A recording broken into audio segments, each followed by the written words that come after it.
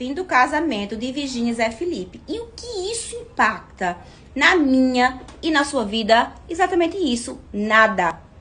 Agora uma coisa é certa. O casamento acaba.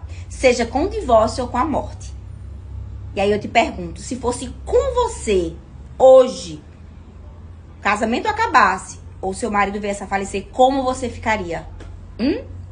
Essa é a pergunta que você deve se fazer e essa é a preocupação que você deve ter. Por quê?